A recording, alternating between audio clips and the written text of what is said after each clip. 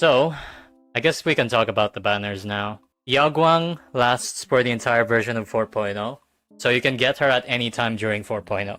If you didn't already know, Yaoguang is a very niche elation support, and by that I mean her buffs outside elation are complete garbage. Like, you can grab E1 Ronmei on the store right now, and you can compare the buffs, and Yaoguang doesn't even come close. And if she's not beating a 1.6 5-star harmony, what other chance does she have? With that said though, she's really strong for elation it seems. Just the fact that she can give free AHA instants is a pretty big deal. So obviously her pull value is gonna rely on if you like elation or not. Here's the thing, because of how Yaoguang's kit works, it also seems really likely that she'll get shafted. Like, it's not impossible. I would actually say that it's equally as possible as her getting, the Tribi treatment. I guess I should just point to a very easy example. Sunday.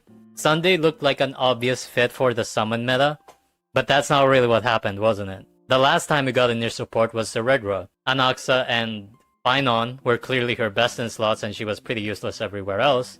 But surely, Ceredra's gonna get a future DPS that works with her too. No, that still hasn't happened. So the last time a near support showed up, she didn't get anything new. And the last time a general support that looked like he was gonna be best in slot was good, he didn't.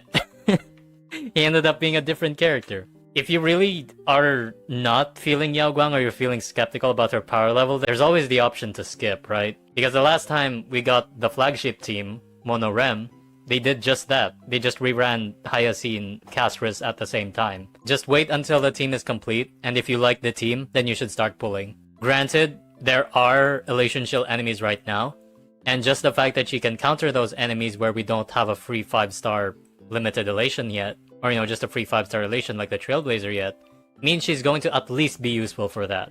But in the long term, it's not exactly that much value. It's not a good return on investment. If you do want to bank on mono elation, but Yaoguang herself isn't a character you see much future value in, there's always the option to wait. You can wait and skip her, and once the full mono elation team is complete and you actually really like it, then you should pull her, because more likely than not she's gonna get a rerun. The reruns are Evernight, Hysilens, and Black Swan. Holy. Okay. Evernight at E0 is like the best AoE DPS in the game. With her Sig, and with her premium team, she just blows everything out of the water. Actually, if you have Evernight in her best main DPS team, she just outright beats elation right now. So, especially with the nerf, it's not even close. There is some value to Evernight, but it's very unlikely that she's gonna get any upgrade soon enough. However, the main thing that would make Evernight valuable on a rerun is her eidolons are completely ridiculous. If you do not have E2 on Evernight yet, every step you take into her vertical investment is a huge upgrade. So, if you're pulling this character at E0, I wouldn't necessarily recommend it, especially if you don't have Hyacine and the full Remembrance team. But if you already have Evernight E0 S1 with her full team, her eidolons are completely ridiculous. And if you don't have her Sig, just pull her Sig and it's also ridiculous. So, if you already have Evernight, I don't suggest pulling her unless you just have her good team already. For some reason, you just don't have her.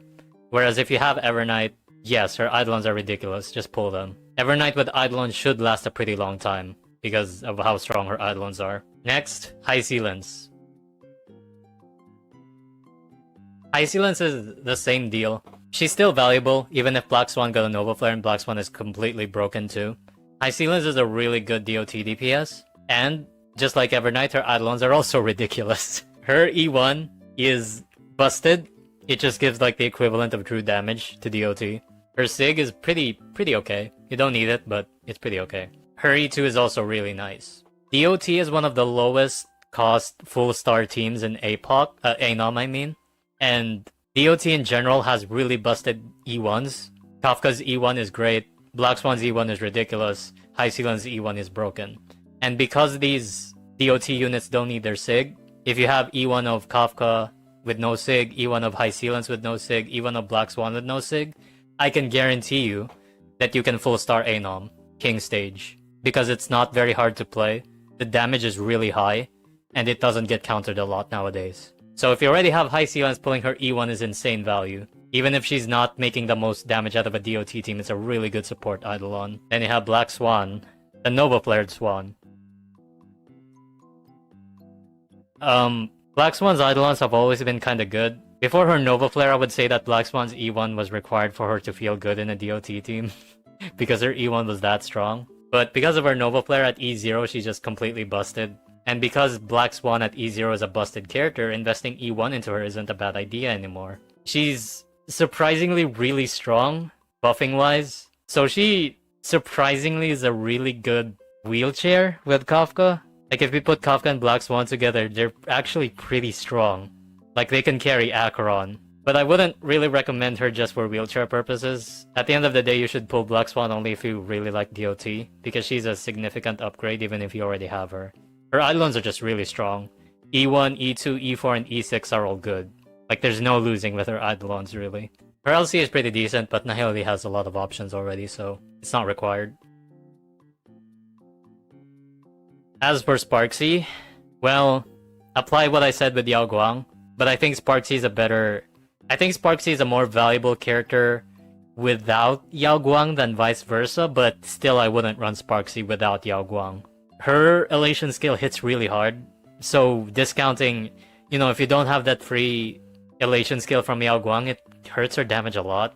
With that said though, the only real requirement to like feel decent with Sparxie is Sparkle, and she's free from the standard from the selector that they're giving out, so she's pretty cheap actually. Like E0S1 she can work.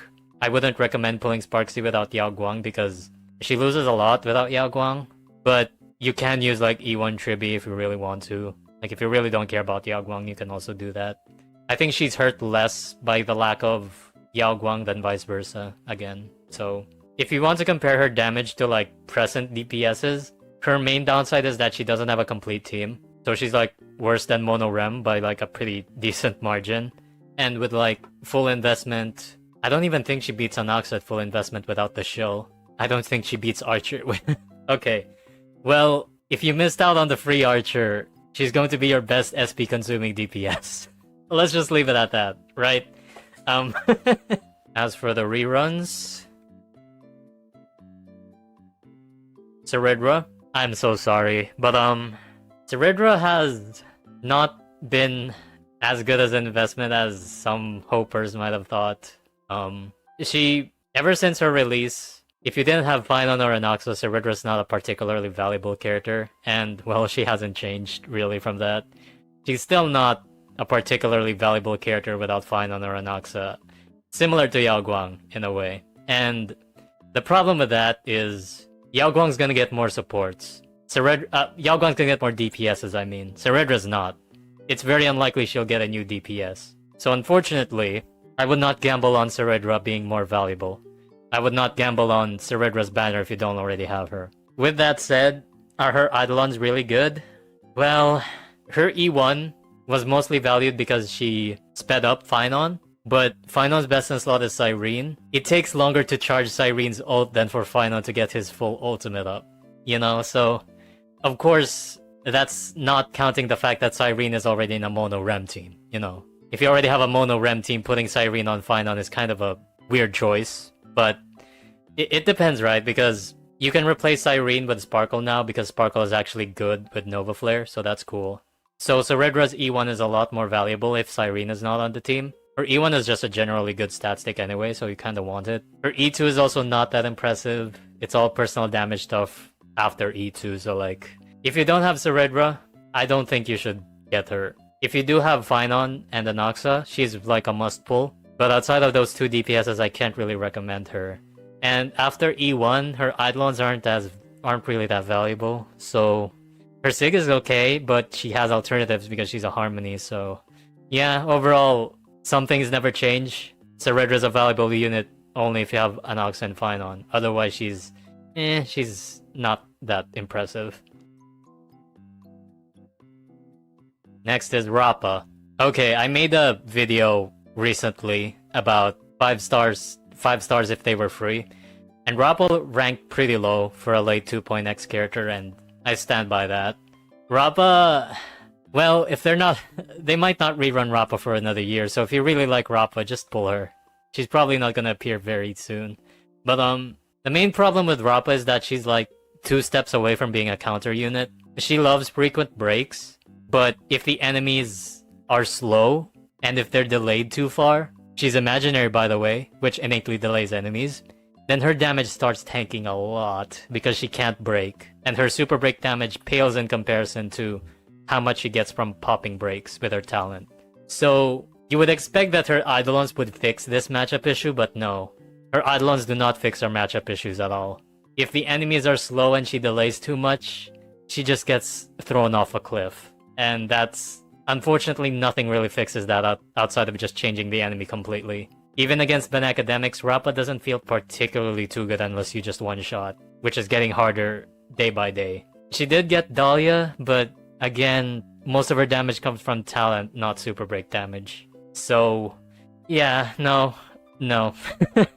Do not pull Rappa. You have to really like this character to want to pull her at this point. Next is Sparkle. Sparkle got a Nova Flare, and I've been hearing a lot of talk that she's better than Sunday now. I don't know, I haven't confirmed that yet. I have to check calcs. I haven't really checked it out yet much, but Sparkle's numbers are ridiculous with Nova Flare, especially with E2. The problem that Sunday keeps having, and will continue to have in the future, is that his eidolons are completely useless outside of Jingyuan and Anglaya. Like, it's just not good. His E1 is barely that much value in his best eidolon. Sparkle's eidolons are actually really good. Her E1 helps with speedrunning, and 40% attack never hurt anyone. Her E2 is ridiculous. That's a lot of defense ignore for a Harmony unit, without like any downside whatsoever. Her E4 gives 1 more SP. I don't think I need to say how valuable that is. And her E6, I believe, gives more stats. Is that what it does? I don't remember, but either way, Sparkle looks way too good. Even the sweatiest tryhards I see in this community call her an imbalanced mess. So like, again, I have not checked out her calcs that much, but from the people that I hear this about, they have to be really busted. You know, with the track record of people that I know, anyway. But even if you do get Sparkle for free, her eidolons are really good still. So it's not that bad of an idea, and she's pretty important for Sparxie too. So if you're just like an Omega Sparkle fan, getting her eidolons is not that bad of an idea either. So I would recommend Sparkle. Well, we get her for free. So I'm assuming you already have E0. E1 is not really that hot. I mean, I guess unless you're speedrunning, again. Unless you're speedrunning, her E1 is not that valuable, but it's nice. And her E2 is busted. So let's say you like pull Sparkle from her release, so that's E0. You get her for free, that's E1. Now you can pull for E2. And that's actually a pretty decent amount of value, I would say. Of course, she's not very useful if you don't have the Phinons, the Anoxes, and the Archers. The Archers and Sparxies especially. But she works with so many characters, and she's broken enough to justify it that I would say she's pretty good value. If you're aiming for E2, it's still pretty decent value. If you're just pulling for E1, I wouldn't recommend it unless you know what you're doing. But overall, Sparkle is a good character. And there's plenty types of accounts that I could recommend her. So yeah, that's it. So overall, it's kind of funny that I recommend Yaoguang and Sparxie less. But it's not because they're bad, you know. It's just because you can just skip them if you're not sure how well their archetype is going to turn out. But if you want to gamble, you can. I mean, you can make them work. It's not difficult to make them work. So if you like them, just go for them. The Phase 1 reruns are absolutely crazy because all of them have good eidolon value. And these two are pretty niche, but Sparkle's pretty good.